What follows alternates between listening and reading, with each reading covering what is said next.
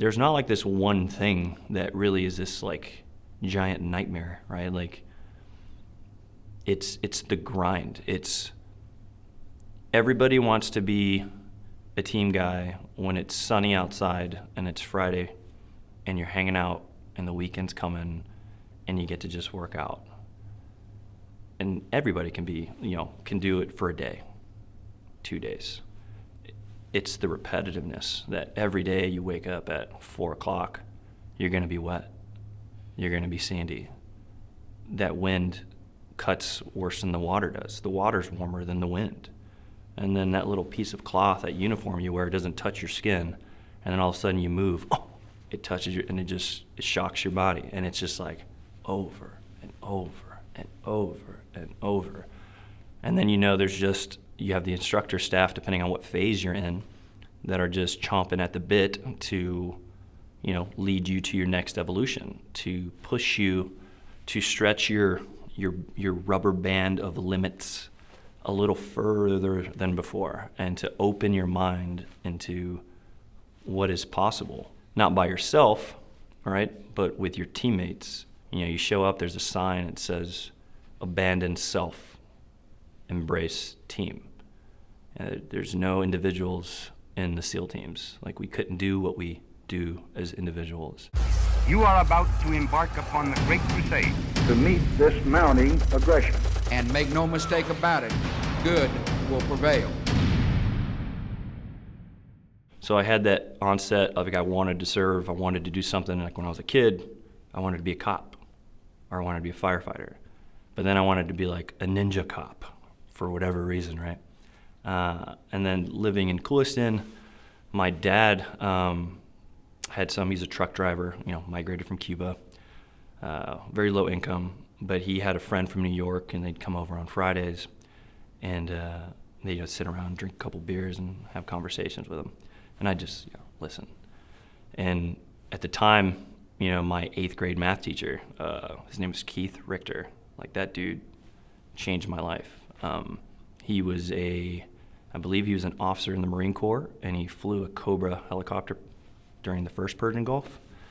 So smart. So in 8th grade, he was teaching us like algebra, like math, but we would talk to him about anything, and he would just go down the rabbit hole of like how the sun works, how light permeates glass, and just very, very smart individual. And so I watched Under Siege, and Steven Seagal played a Navy SEAL in that movie. So I'm getting this like urge to want to do stuff, and I knew Mr. Richter was a Marine. So going back to my dad's conversation with his friend, I was sitting around a fire, and then his dad, I forgot what his name was, but he looks at me, he's like, so you want to be in the military, right? I'm like, yeah. And he's like, well, you want to be a Marine. And I'm like, really? I was like, are they the best? And he's like, yeah. He's like, they'll take the dogs out, and you won't even hear it. And I was like, they'll take the dogs out, and you won't hear it. Like, how ninja is that, I was like, cool, well, I'm gonna be a Marine. So I went up to my 8th grade math teacher, and I was like, Mr. Richter, I figured out what I want to do with my life. And he's like, what's that? I was like, I want to be the best of the best. I'm gonna be a Marine. And he's like, okay, well, why do you want to do it? I was like, because I want to protect our people, I want to serve my country, and I want to be surrounded by the best. Like, it's got to be the hardest. And I didn't know at the time, like, I watched Under Siege, but I didn't understand what a Navy SEAL was. And Mr. Richter's like, again, he's a Marine. And he's like, well, do me a favor, like, why don't you look these guys up? And so at the time, internet was like dial up, and I think Yahoo was like the biggest thing. And so I just Yahoo'd Navy SEAL. And then I saw Hell Week, basic underwater demolition SEAL training, toughest military training, blah, blah, blah, blah. And then that was it. I was like, I'm doing that. He's like, you sure? I'm like, yeah. He's like, well, you can't just, you got to be strong, but you got to be smart. I'm like, yeah. I mean, that's what I'm doing. I got an A in your class, right? And he's like, yeah, you do. And I was like, okay, cool. Well, I'm going to do that. So I joined the Navy Sea Cadet Corps. And luckily where I was in Okeechobee, there was a unit there on the north side of Lake Okeechobee. And it was basically a youth development program sponsored by the Okeechobee County Sheriff's Office. So they were a Sea Cadet unit, but they were like SEAL cadets, because the guy who ran it was a former Green Beret, SF guy. And they basically tailored their program to be kind of, like naval special warfare. And it was like twice a month. I'd spend Friday, Saturday, Sunday there. Kept me out of trouble. And then we would travel over to the Fort Pierce UDT SEAL Museum, where it all started. A couple of spots from where it started, but that's where they were originally. And we would PT on the beach. We would get surf immersed. They taught us like land navs, taught us how to shoot weapons. And so I was like in it to win it at that point. And I was like, this is phenomenal. I love this. American Military University is a proud sponsor of this video. AMU is excited to announce a 10% veteran grant for eligible veterans and their families, which can be applied to undergraduate and master level courses. I personally love AMU because I took many courses on my deployments to Afghanistan that really helped me get a head start when I left the military. For more information and eligibility, follow the link in the description below. So you knew what to expect, but how did it compare once you actually did it? So going in, I mean, the kids nowadays, it's crazy with all the, information age. So they definitely have a leg up in terms of kind of figuring out like what's what and things like that. But when I went in, I did read Rogue Warrior by Richard Marcinko, which that was another book I read that was like, I'm going to go be a SEAL. Like after I made that decision, started researching and I found that book. But I think at the time, Discovery Channel had done like a special on SEAL training called Buds Class 2, 3, 4 or something.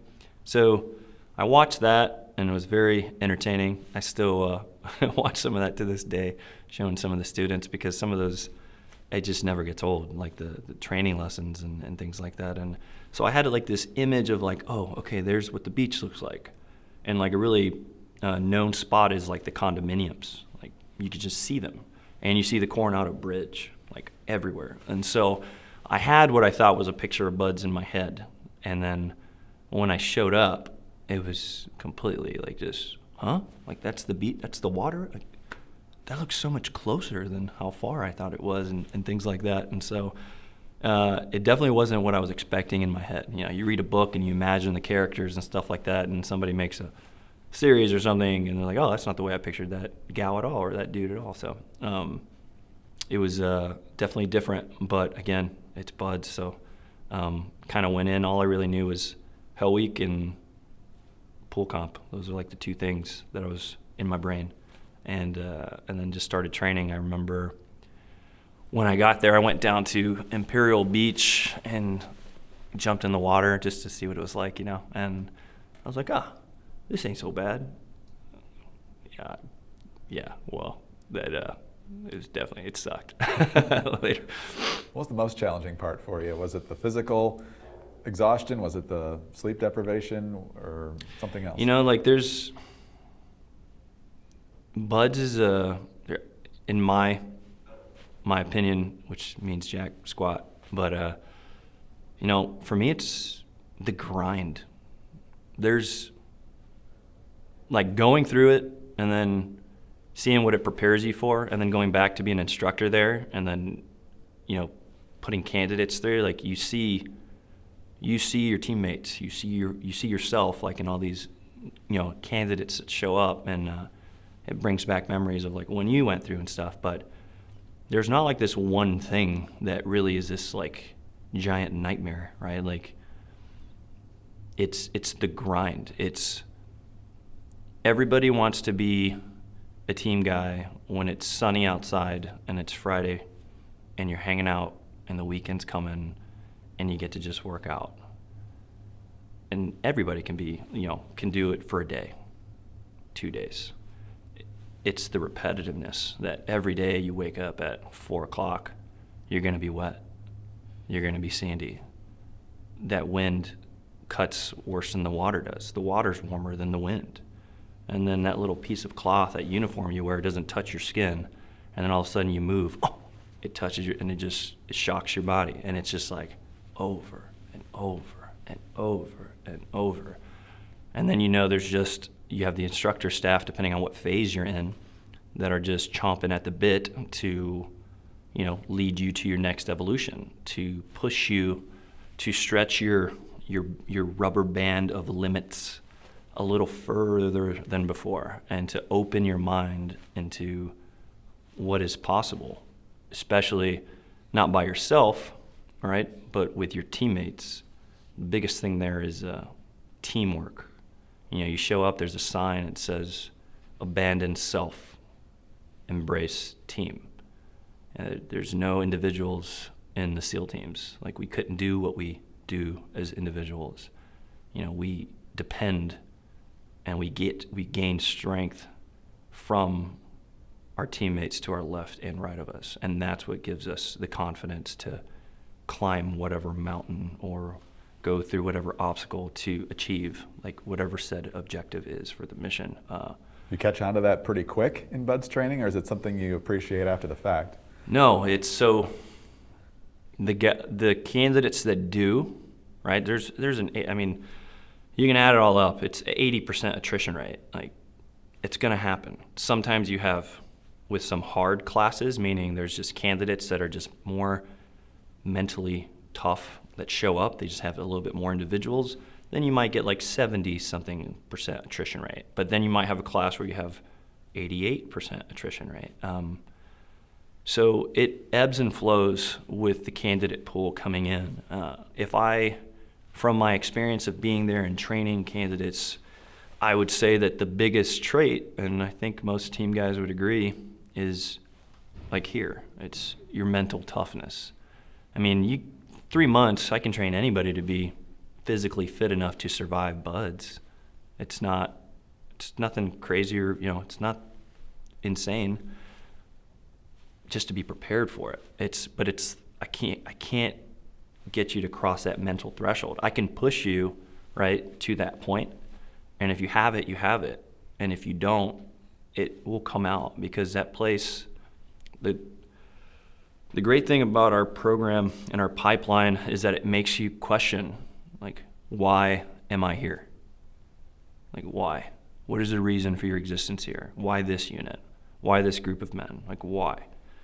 And if anything in your answer to that involves I and me, and it doesn't ring true to the mission, it'll be found out. Like, you're gonna go away, and you will go away voluntarily, because again, you will have that existential question of, like, just self-reflecting of, like, man, is this really worth it? And for the guys that stay, it is, and you see it, right? You see it in the SEAL teams, the missions that they've completed, sacrifices that have been paid, because they believe every bit of it, and are willing to sacrifice themselves, their lives, and not to mention, my brothers, I miss them. Teammates, whether I knew them personally or I'm one friend away from knowing that guy, like, it's a small community. Like, I really feel for, the families. It's the sons, the daughters, the wives. They're the ones that really pay, because even for the guys that are still around, we're gone all the time. Like, daddy's not home. Like, it's kind of like a high five for a couple weeks, and then we're gone for months.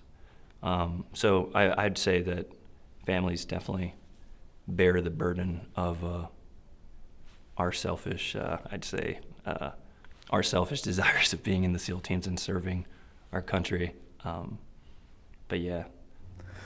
Chris, you served in both Southern Command and Central Command. Which came first, and what type of operations were you doing? So first deployment, I went to Afghanistan. So at the time, war had already been going on. It kicked off with Afghanistan and then obviously into Iraq. And so 2008, we had President Barack Obama got elected, and then I think one of his policy things or something that happened along the lines, basically we were in the point of, when I deployed, it was, I believe it was the sequester, where they were like cutting funding to the military and some things like that. And at that point in Afghanistan, we were at basically turning over operations to the partner force that we've been building and developing with over the course of the years. So basically, the American service member was kind of taking like a back seat, so to speak, with, let's say, like when we were there, the Afghan Special Forces. So we were letting them kind of take a lead on an operation, and we were kind of just piggybacking, kind of like training, somebody in a sport. You train them how to play baseball, how to play football, and you're just making sure they're doing everything correctly and to the best of their capability, and sticking within the ROEs to U.S. standards and all that stuff. So when I went, it wasn't like, hey, early on, where it's like the Wild West and there's stuff going on everywhere. It was more, we'd already shaped the battlefield at that point, and we were turning it over to the Afghans. And so at that time, it was village stability operations. We'd go basically live amongst like a village, and we were kind of just pretty much like almost like I wouldn't say a police station, but just like a security checkpoint in case something happens in the area. We could go with our partner force and deal with whatever was going on and prosecute the problem, so to speak. So we were more on a backseat kind of thing. And so it was amazing being out there. It's beautiful country. When I first got there, I just remember landed in Turncout and just seeing the mountains and the heat just hit you, and just looking and being like, holy shit, like, I'm here. This is what I've dreamed, like, this is what I've thought about since I was a kid, like, the opportunity to serve my country, and it's here. Like, I remember always jokingly, like, looking up at the stars, like, sneaking around the woods, and I'd tell my best friend, I was like, dude, he's a team guy too, by the way. I'd be like, dude, one day we're gonna look up, just like we're looking now, we're gonna look down, and instead of seeing like our little hometown of Clewiston, Florida, we're gonna see like, some other part of the world. It's gonna be 15 years in the future, and we're gonna be working for our country, and and he was just like, yeah. And so I kind of had that moment to myself there, like, that I had thought about when I was a kid.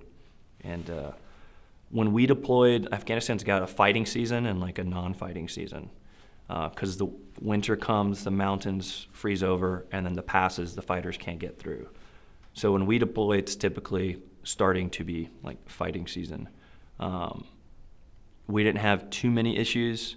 There's a couple times on, they attacked like a couple of the checkpoints, like where we were at. So there's checkpoints around each of the basically like VSO sites that Afghan local police or SF would be monitoring, and so we had like a camera system on a big tower that we kind of just look out for, miles, and we just kind of check on those dudes here and there. And then there's a couple times like one day we went out and we cut our unit in half, kind of like a blue and gold or Alpha Bravo.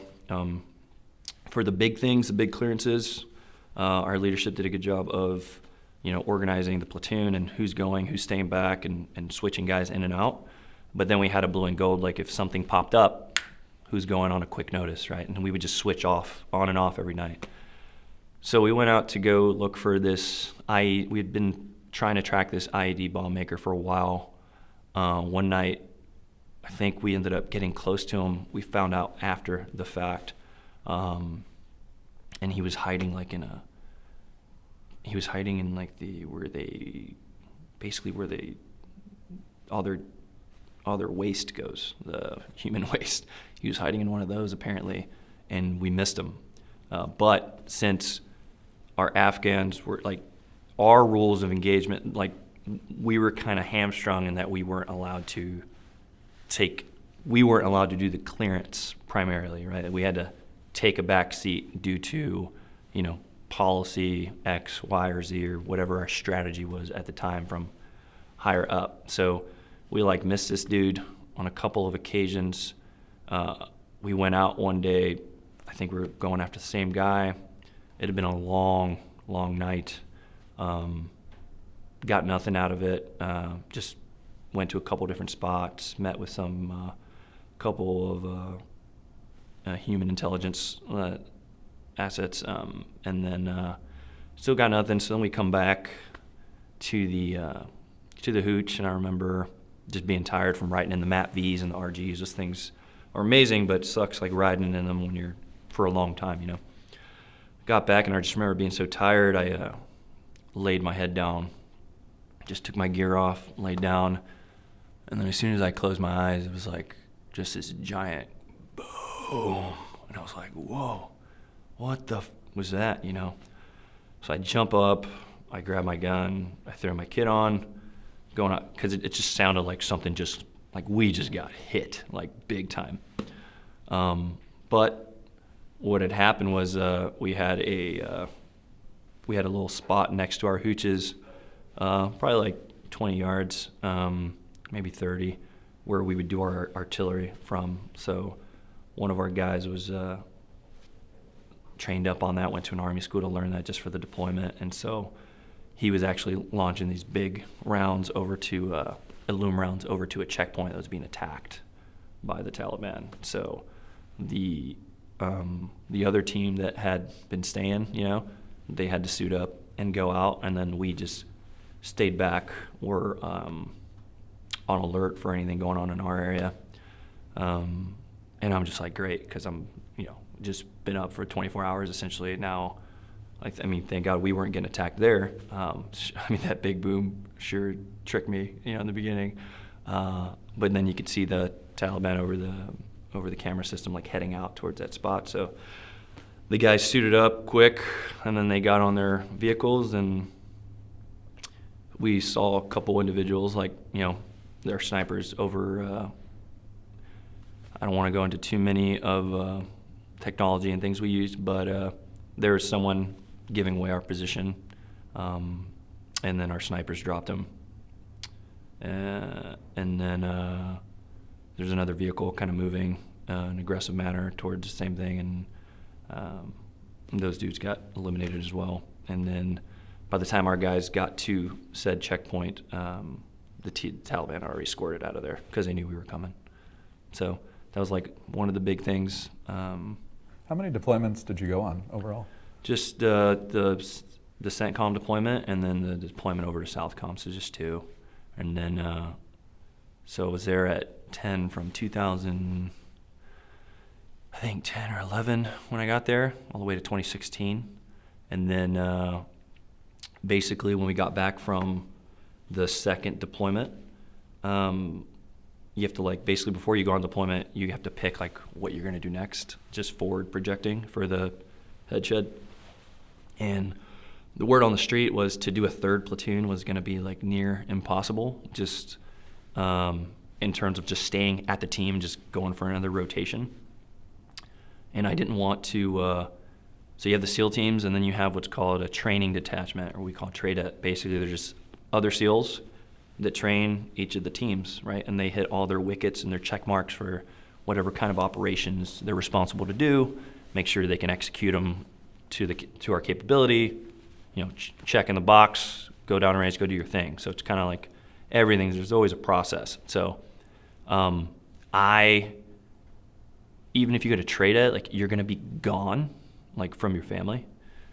If I was gonna be gone, I wanted to be like at a platoon doing the actual work.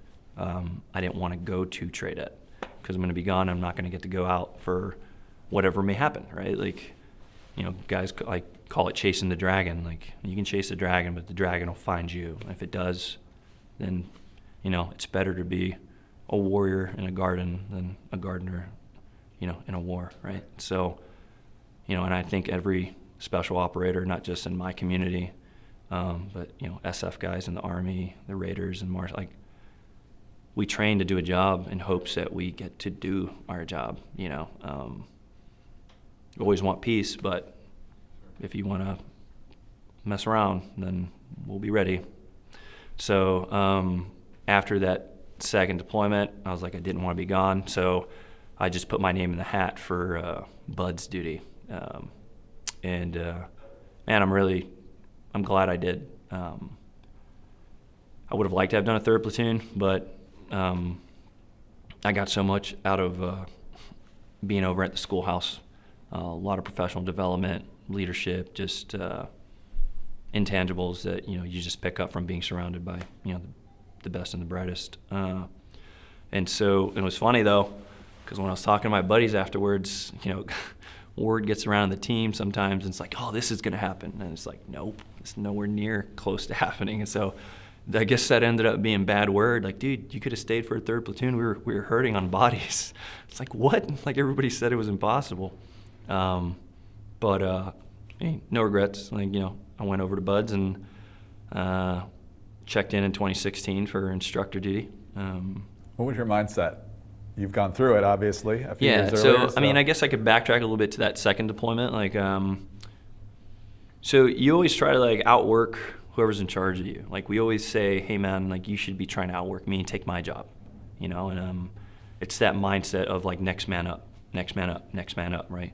Leaders lead your leaders. Like, there in our ethos, there's this thing, and I rinse and repeat this over and over. I try to get this instilled in candidates' brains. Like, in the absence of leadership, like, take charge.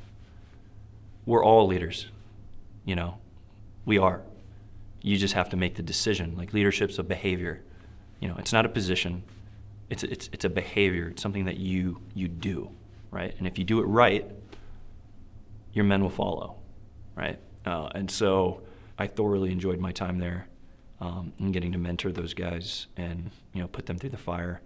And eventually doing that, at the time I was I